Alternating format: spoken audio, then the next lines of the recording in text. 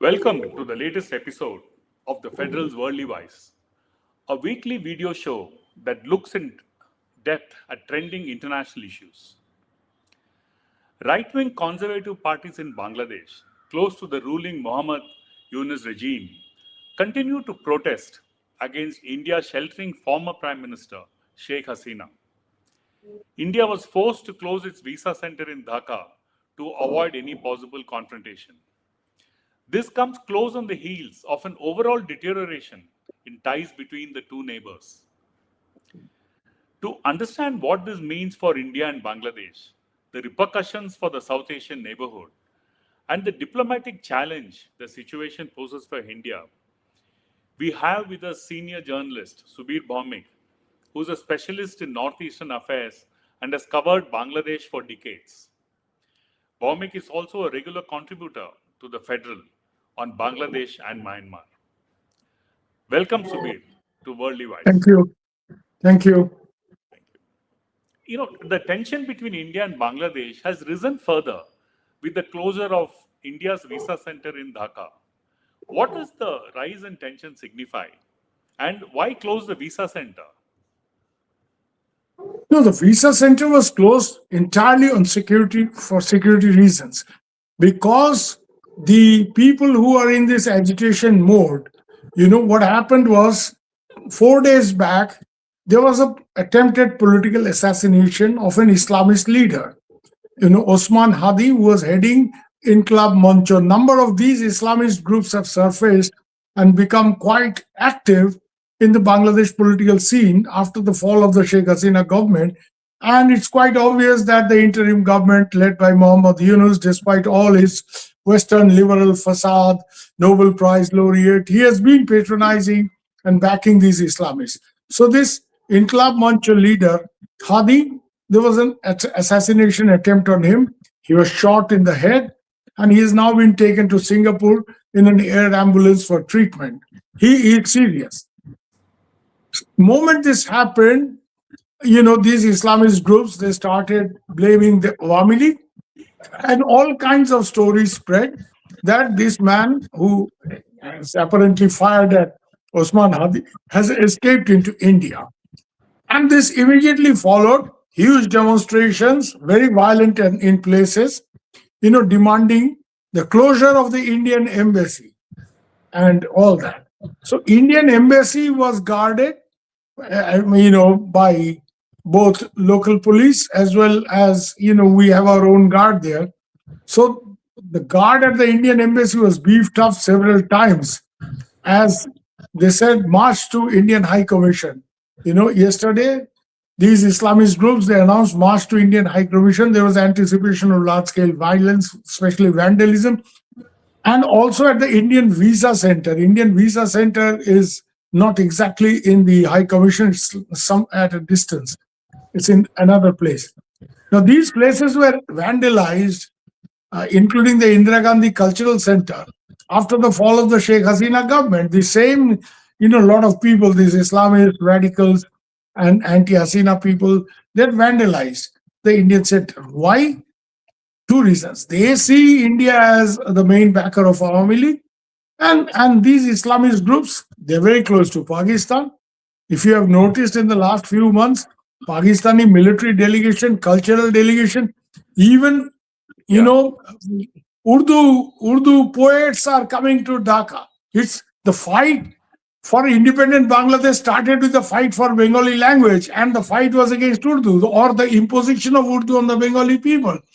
Today, Urdu poets are welcomed back. I have no problem with Urdu. I speak fluent Urdu. मैं बेहतरीन उर्दू में पेश आता हूँ. वो अलग बात है. But in Bangladesh, Urdu was, it's the enemy's language. But today, these things are happening. So this bonhomie with Pakistan also corresponds with growing anti-India feelings, anti-India terrain. Now here there is a huge political thing.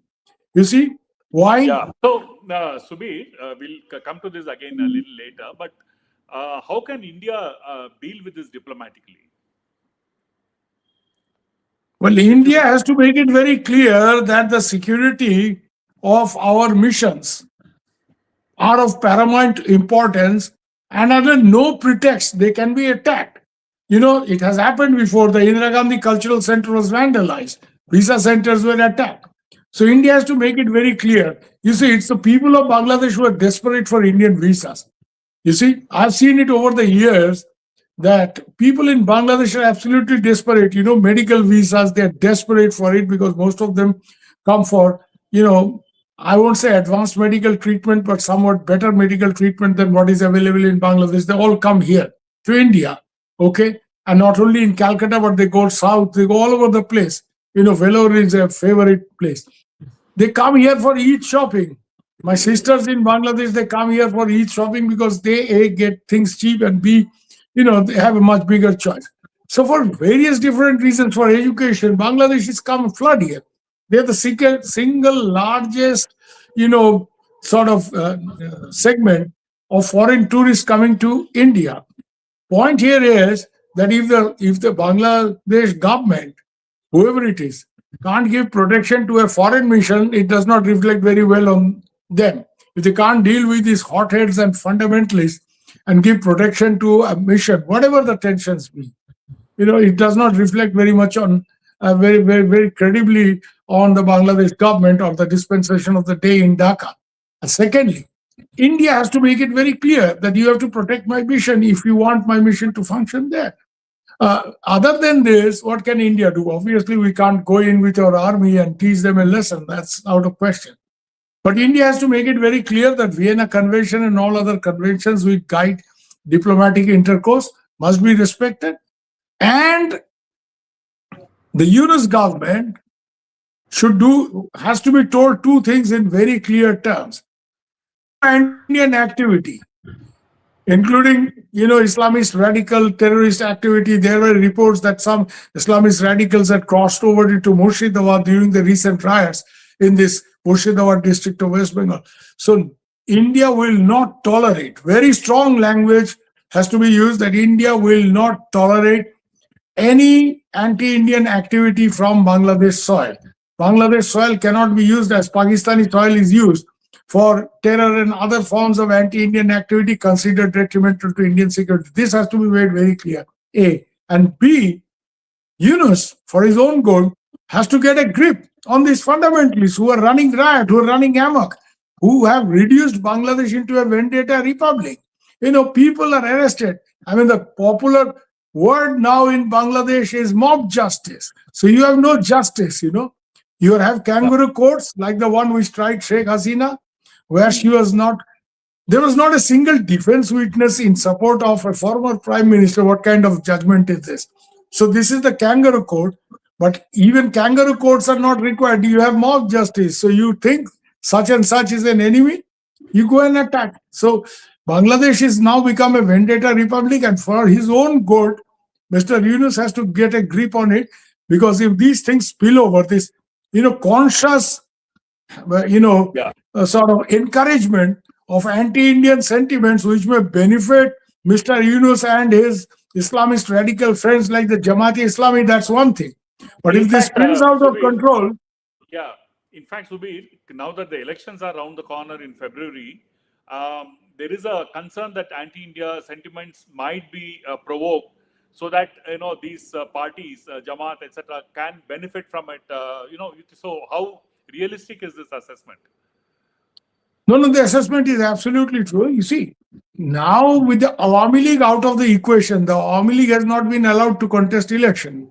You see, Mr. Yunus is saying this will be an inclusive election. How can you have an inclusive election without the Awami League, which led the country's fight for freedom and which has ruled Bangladesh for half the time of its post-independence history? Can you have elections in India without the Congress? It's like that. So Congress may lose few elections, but that does not mean we will ban the Congress. So it's out of question in India. But in Bangladesh, this is exactly what they have done. So Awami League cannot contest the election. So Awami League is out of the equation. Now, the BNP, which is the major party there, the other major mass party, they are trying to garner this nationalist vote, because Awami League is not in the fray. And the BNP is focusing on the ethos of 1971, because at the end of the day, the BNP, the founder of BNP, was a freedom fighter. His claim to fame, Ziaur Rahman, was that he Yeah. was a sector commander commanding the Z force of the Bengali freedom fighters in 1971. So, the BNP is trying to garner this liberal Bengali nationalist vote bank, which traditionally went to the Awami League.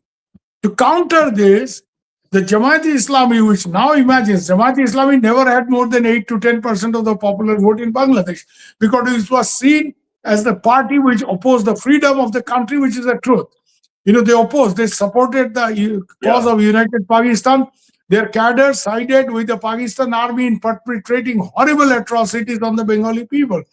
Today, Jamaat-e-Islami is now, they are imagining, because they won a few students' election like the Dhaka University election, that they can contest and, with some luck, win the elections in Bangladesh.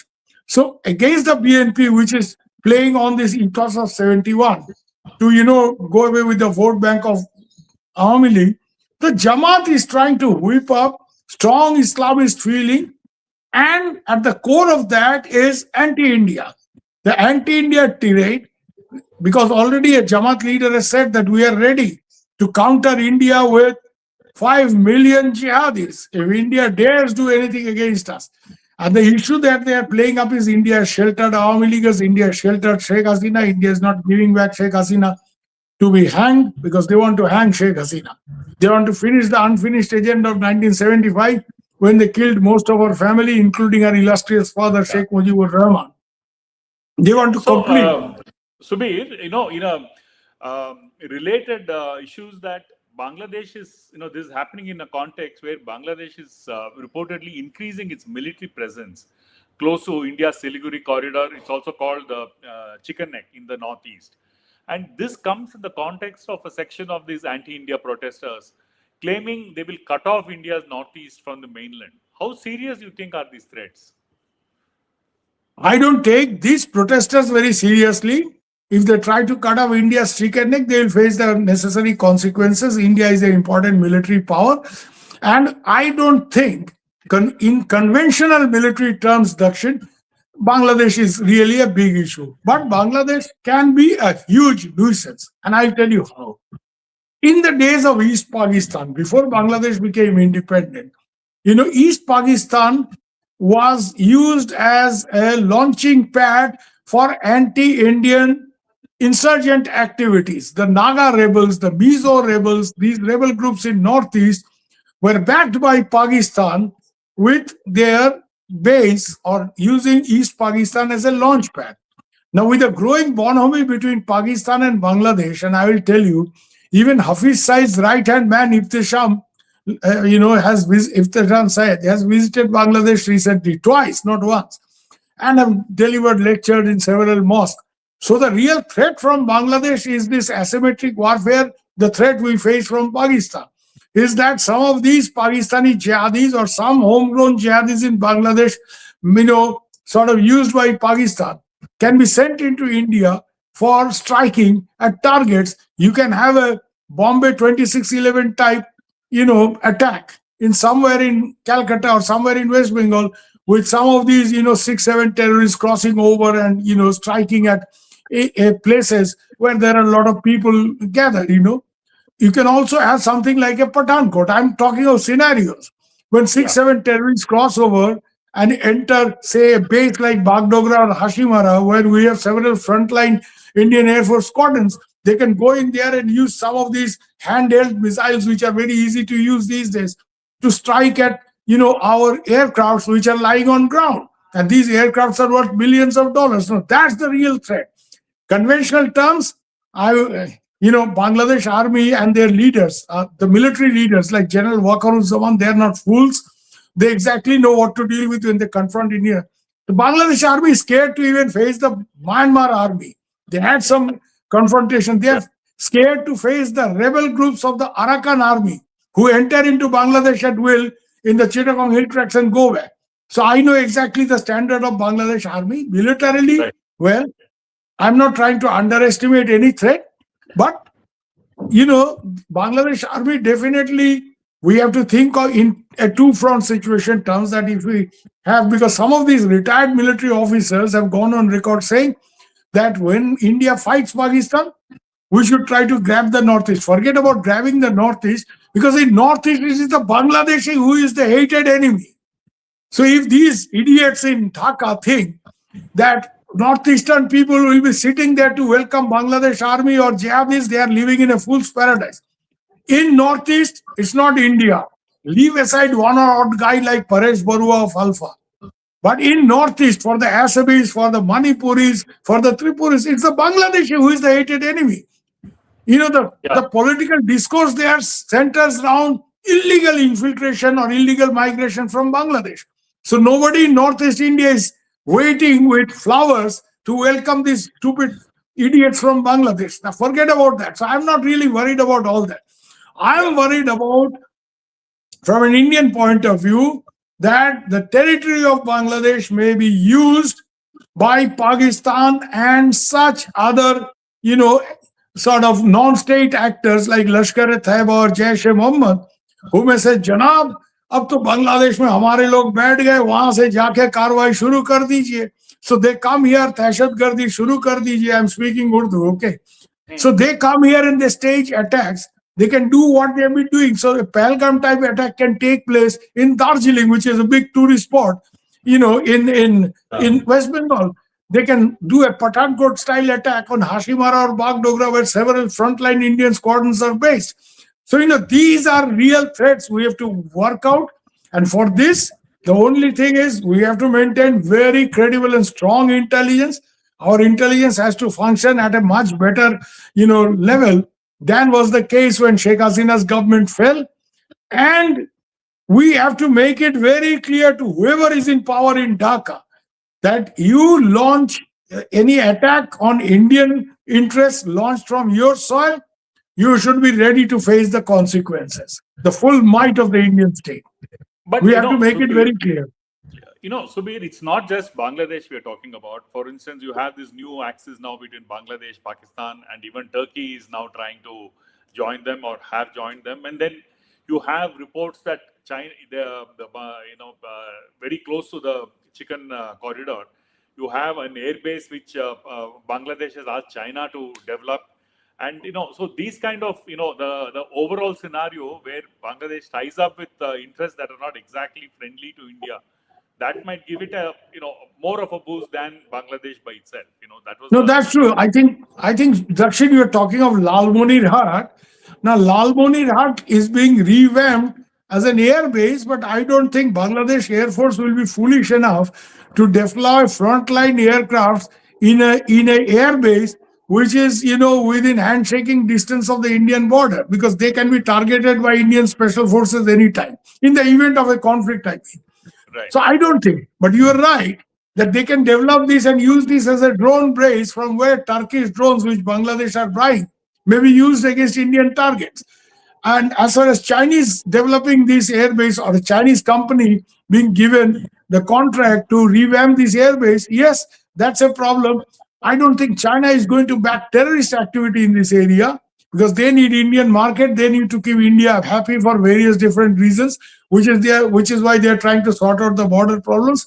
But Chinese will use this as an intelligence base, to actually snoop on Indian military activities, Indian military movements in the strategic chicken neck area. And India is understandably very sensitive about this chicken neck, because, if the Chinese can come down, from Tibet into Doklam, which is where we had a confrontation with the Chinese in 2017, from there, the chicken neck is barely 60 kilometers. So the Chinese can roll down there. And if they have a presence in Bangladesh, they can catch us in a pincer and cut off the northeast. That's the worst case scenario. So we have to be mindful of all this. Turkey, yes, it's a very big problem, but we are also helping out Turkish traditional enemy, the Cypriots, so we're giving weapons to them. And the way to deal with Turkey is, I think a message has gone very strongly. There has been a very strong active propaganda that Indian tourists are going to Turkey in very large numbers, few lakhs. Yeah. Now it has dropped to a few thousand. So, basically, well, you are denied access to Indian market. In a way, that's a good lesson. Erdogan, problem with Turkey is, under Erdogan, They tried to join European Union, they were refused. So they could not become, Western. So they are now trying to become the leader of the Islamist world. They're trying to, sort of browbeat or sort of outmaneuver Saudi Arabia and become the leader of the Islamic world. So in a way, as they say, तुम अंग्रेज बन नहीं पाया तब बहुत बड़ा मुसलमान बनने को कोशिश कर रहे हो. So let them try. Turkey is a big nuisance, but Turkey is primarily, because we have to be mindful of this two front situation. Two front, both in conventional terms and also in terms of asymmetric warfare. Not necessarily that, Pakistan will launch a war and Bangladesh will join them. But like Pakistan, from Pakistan, we have this recurring terror problem. Jaish-e-Mohammed, Lashkar-e-Taiba crossing over. They can jolly well now come to Bangladesh. And the danger there, what is the danger? The danger is that some of these people cross into India, do a terror attack, say somewhere in Darjeeling or Calcutta, and go back. Then we get into a fight with Bangladesh. And this helps Pakistan.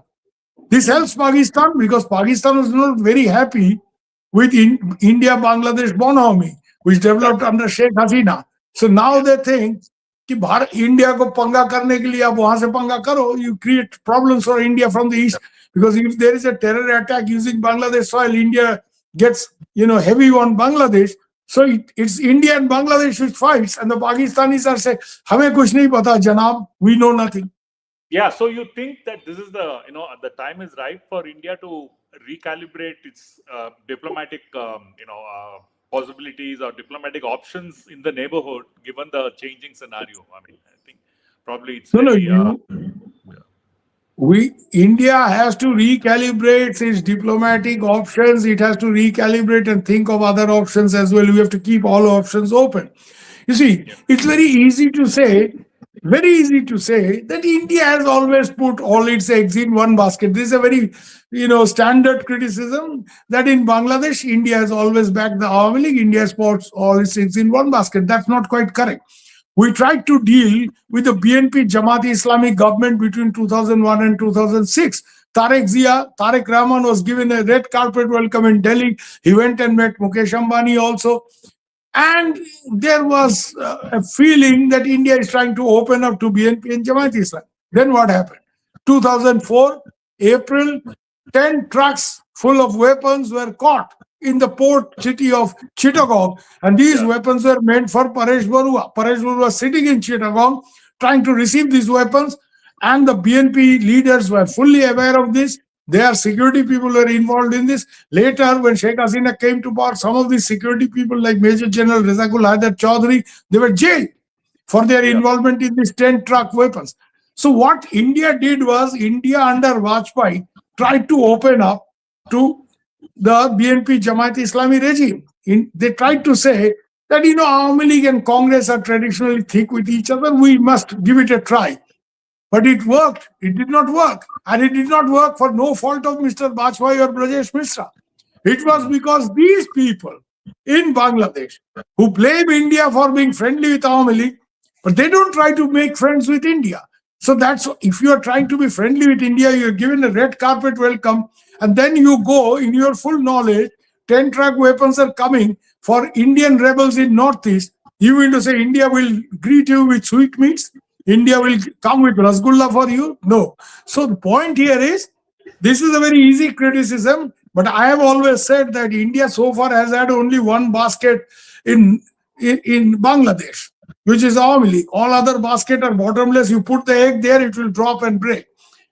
Now it is up to, we tried to open up to Yunus in the initial stages. It didn't work because he, from the very beginning, has been talking, been poking us on Northeast. So point is, it is up to the government which comes to power now. And it's not going to be Awami League, it's quite sure, if the elections are ahead. It's up to them to make an approach to India that let us be friends. Let us be friends. And then, let us see, we will take it from there. India will have to deal with the government of the day. But if it is a hostile government, then we'll have to deal with it accordingly. If it's a friendly government, I'm sure Indians are not fools. We will reciprocate. Yeah, on that note, so we'll thank you. And so, which means that we need to keep a close track of what's happening there, and we will be having further discussions as the things develop. Thank you, Subir, for joining. We need to have a hawk eye on Bangladesh now, Yes, Dakshin. That's yes, it. yeah. Thank you, so much.